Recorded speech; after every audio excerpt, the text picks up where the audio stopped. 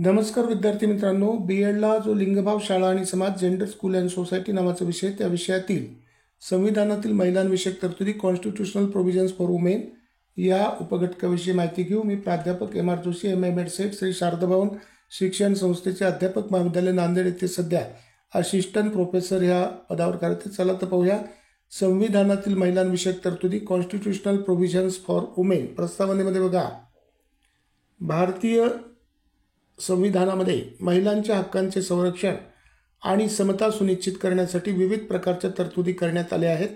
या तरतुदी महिलांना सामाजिक, आर्थिक, शैक्षणिक, राजकीय व कायदेशीर अधिकार देतात। खाली भारतीय संविधानातील महिलांविषयक महत्त्वाच्या तरतुदी स्पष्टपणे दिल्या आहेत। नंबर 1, समानतेचा अधिकार। अनुच्छेद क्रमांक 14, सर्व व्यक्तींना त्यात महिलांसह कायद्यापुढे समान अधिकार आहेत। कोणत्याही व्यक्तीशी लिंग, जात, धर्म, वर्ग इत्यादी आधारांवर भेदभाव करता येणार नाही। दुसरे, भेदभावाविरुद्ध अधिकार। अनुच्छेद क्रमांक 15, अनुच्छेद 15(1), राज्य कोणत्याही नागरिकाविरुद्ध लिंगाच्या आधारावर भेदभाव करणार नाही। अनुच्छेद 15(3), महिलांसाठी आणि बालकांसाठी विशेष तरतुदी करण्यास राज्याला मुभा आहे। त्याच्यानंतर तिसरा, संधी समानतेचा अधिकार। अनुच्छेद क्रमांक 16, राजकीय किंवा सार्वजनिक नोकऱ्यांमध्ये सर्वांना समान संधी मिळावी यासाठी लिंगाच्या आधारे भेदभाव करता येणार नाही। त्याच्यानंतर चौथा आहे शोषणाविरुद्ध अधिकार। अनुच्छेद क्रमांक 23, बळजबरीने मजुरी, मानवी तस्करी, वेश्या व्यवसाय इत्यादींपासून महिलांचे संरक्षण करण्याचा या ठिकाणी उल्लेख करण्यात आलेला आहे। त्याच्यानंतर पाचवा आहे गर्भधारणेचा अधिकार व सुरक्षितता। अनुच्छेद क्रमांक 21, प्रत्येक व्यक्तीला जीवन व वैयक्तिक स्वातंत्र्याचा अधिकार आहे। यामध्ये महिलांना गर्भधारणेचा, मातृत्वाचे आरोग्य सांभाळण्याचा आणि सुरक्षित गर्भपाताचा हक्क देण्यात आलेला आहे। त्याच्यानंतर 6वा आहे समान वेतनाचा हक्क।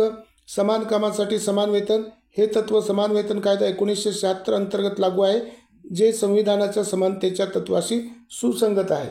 त्याच्यानंतर 7वा आहे स्थानिक स्वराज्य संस्थांमधील आरक्षण। अनुच्छेद क्रमांक 243D आणि 243T, ग्रामपंचायत, नगरपालिका व इतर स्थानिक स्वराज्य संस्थांमध्ये महिलांसाठी 33% आरक्षण देण्यात आलेले आहे। नंतर काही राज्यात हे प्रमाण 50% पर्यंत वाढवण्यात आलेले आहे। त्याच्यानंतर शिक्षणाचा हक्क। अनुच्छेद क्रमांक 21A, 6 ते 14 वयोगटातील सर्व मुलामुलींना मोफत व सक्तीचे शिक्षण मिळावे याची तरतूद यामध्ये करण्यात आलेली आहे। 9वा आहे संसदेतील व विधानसभा निवडणुकीतील समान हक्क।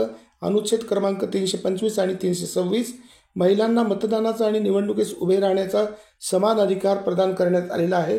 10वा आहे मूलभूत कर्तव्य। अनुच्छेद 51A, प्रत्येक नागरिकाचे कर्तव्य आहे की त्याने स्त्रियांच्या मूलभूत हक्कांचा आदर आणि संरक्षण केले पाहिजे। त्याच्यानंतर महिलांसाठी असलेले काही महत्त्वाचे कायदे जे संविधानाशी सुसंगत आहेत, जसं की हुंडा प्रतिबंधक कायदा 1961, गर्भधारणपूर्व व प्रसूतीपूर्व निदान तंत्रज्ञान PCPNDT कायदा 1994, घरोघरी होणाऱ्या अत्याचारांपासून संरक्षण कायदा ज्याला आपण घरगुती हिंसाचार कायदा ह्या नावाने ओळखतो 2005, कार्यस्थळी महिलांचे लैंगिक शोषण प्रतिबंधक कायदा 2013, मातृत्व लाभ अधिनियम कायदा 1961। तर समारोपामध्ये आपण पाहूया, भारतीय संविधान महिलांना समानता, सन्मान, संरक्षण व संधी यांची हमी देते। महिलांचे सर्वांगीण सशक्तीकरण घडवून आणण्यासाठी या तरतुदी मूलभूत आहेत। धन्यवाद। सबस्क्राईब करा, शेअर करा।